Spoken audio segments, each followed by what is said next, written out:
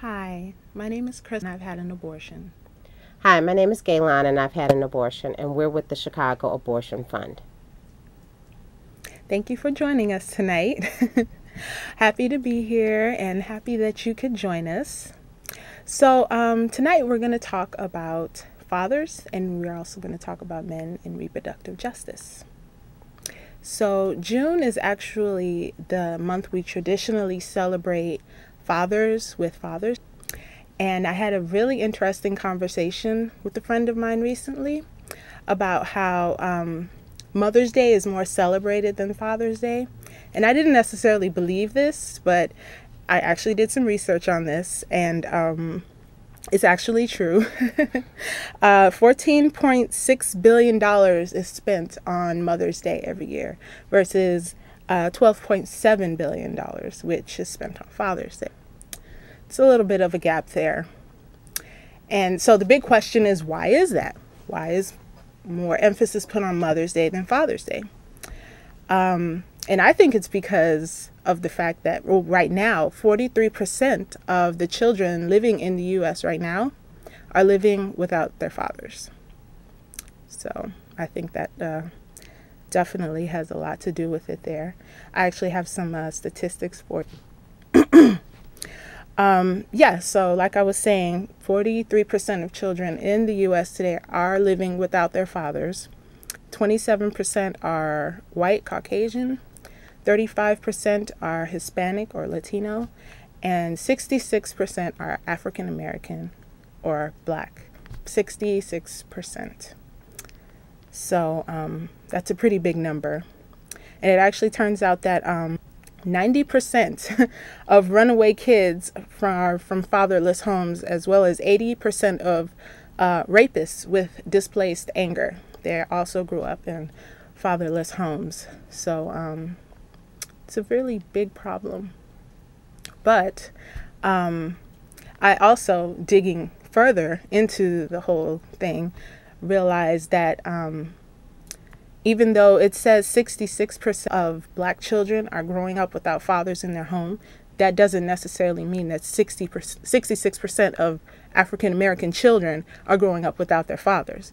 They might not necessarily be in the home, but they still have a relationship with their father. I have more stats on that. So it says 62 million mothers out there don't receive child support, but 30% receive it because they don't ask for it or they don't want it. And 20%. Is it 62 million or 6.2 million? Oh, you know what? It's 6.2 million. I'm sorry. That's a lot of millions. I'm sorry. Yes, it's 6.2 million mothers don't receive child support, and 30% don't want it or don't ask for it.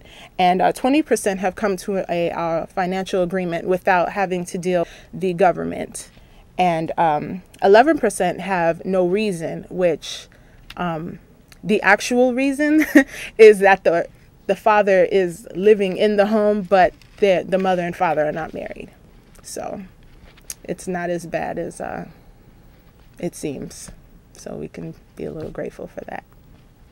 That's some interesting statistics, Crystal. So one of the things that you were saying there is, this show is going to be about fatherhood and reproductive justice. And so for our audience out there that does not understand what the term reproductive justice is, I want to talk a little bit about that, because in 2010, Chicago Abortion Fund underwent a strategic plan where we began to reframe our mission and vision to incorporate the reproductive justice framework. We had been doing reproductive justice work since 2007, but had not put the wording around it.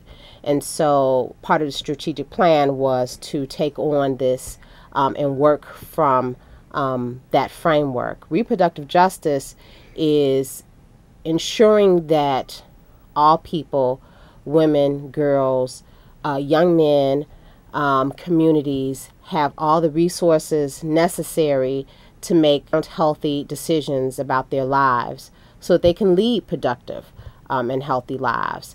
And we know that there's a lot of intersections between someone's reproductive health, with where they live, their environment, the things that they eat, the economy. So if they have a good job and they can afford health care or afford affordable birth control, all these things come into play. If someone lives in a bad neighborhood, the likelihood of possibly being sexually assaulted is high. So there's a lot of intersections, and so that's why it's really important. Reproductive justice is not just about abortion. It is about people being able, they have all the supports necessary, all the education necessary, so that they can make a sound, healthy decision.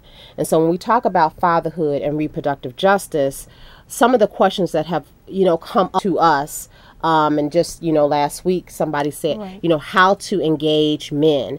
And that's been Yeah. a question that we have struggled with, because we know that men need to be at the forefront with us doing Yes. this work. Yes. Men of color, young marginalized men of color need to be talking about the reproductive justice framework as well. And so how do we engage them? How do we to the table? That is something that we want to throw out. And if you have some ideas, or if you want to contribute to this conversation, please call in live. 312-738-1060 is CAN-TV's live call-in number. We're here for another 20 minutes. Anything you want to add, or what are your thoughts about male engagement and how to get them to talk about this? Honestly, I'm not sure. I know that a lot of men out there are interested in the topic and actually feel passionately about it. Pretty much every male that I know, including my own father, was pro-choice. So I think that it's definitely something that men, maybe not necessarily amongst themselves, but they do think about it. This is something that is important to them. And if 1 in 3 women will get pregnant in their lifetime and have an abortion, they didn't get pregnant by themselves. So 1 in 3 men had to have, gone through the same thing.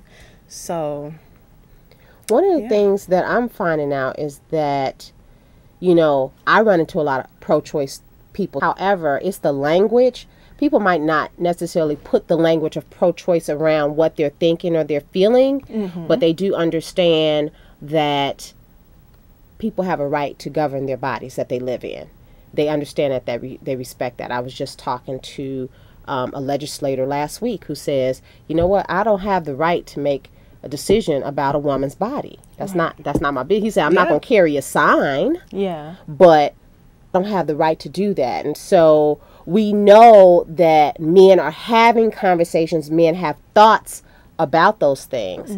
But I think what gets overshadowed in the media, in the mainstream media, is that you see the anti-choice movement, and you see it full of men, and you see it full of angry, hostile men. And so then you begin to say, okay, are there any men of color, young marginalized men of color on our side? And I think they are, but we have to figure out how to engage them. That's a good question. Yeah. One of the things that we're thinking about doing is possibly a forum with young men of color and young women of color on a panel, possibly at a university, and just having, a half a day, panel discussion about, young people of color talking about abortion and reproductive justice. I think that's a great idea. And so that's something that we're thinking about, and possibly the next year, probably 2013, pulling something like that together. And, have it in a space where we can just have some questions and, a discussion, because you don't see that. You don't, these spaces where everybody is together. You do your talk, we do our talking amongst us, amongst females, and they do their talking amongst them. But, we need to be in one space talking about this because we're all involved in this process. And so it's not that, a lot of times people get the assumption that we're an abortion fund, we're anti-man, Right. that kind of stuff, and it's not necessarily true. It's not. It's just that, getting the men that are absent, that need to be at the table, because 90% of the women that call are on some type of governmental assistance. 80% are, women of color. Right. So there needs to be something more. Yeah. It needs to be a deeper connection, and it doesn't need to just be about abortion. It needs to be about, reproductive justice. Reproductive justice is part of the social justice framework. Right. And so that's why it needs to really, really need to work on that. We do. Yeah. Hopefully we can definitely get that done next year. What are some of the questions? You said that you've talked to some of the friends that you know, and so they have like any questions. What are their thoughts when they're talking about this stuff? Well, I had one friend in particular who I take credit in actually changing their mind, because they actually felt like they were anti-choice until we had a couple of combos about it.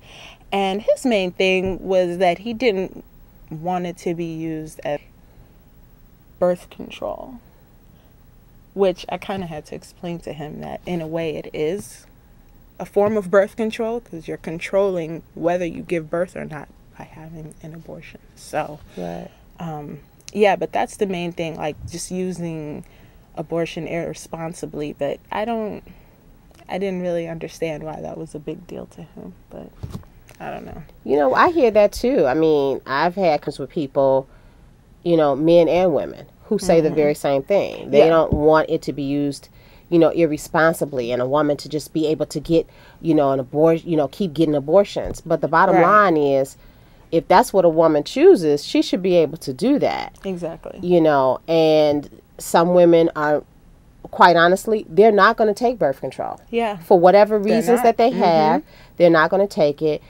Some women maybe to do it the natural way, like the rhythm method, or, monitoring their hormones. And so things could happen that way. So, there is like no black and white. Yeah. There's always those shades of gray in between there, right? Exactly. And so, a woman could be on birth control and still get pregnant. Yeah, and still get pregnant. Yes, so, I have men and women that say they don't want it to be used. Yeah, as a birth control, but it is. But technically it is. Yeah, technically, it is. It is a birth control. So, Crystal, you want to flash the overhead just in case anybody out there it needs some support or assistance. There's our information: Chicago Abortion Fund, 333 West North Avenue in Chicago. And then our phone number there is 312-663-0338 if you need support or assistance. If you want to find out a little bit more about us, you can look for us on the web at, ChicagoAbortionFund.com. Feel free to send us an email at info@ChicagoAbortionFund.com. Or you can Google Chicago Abortion Fund. A lot of information will come up. We're all over the place.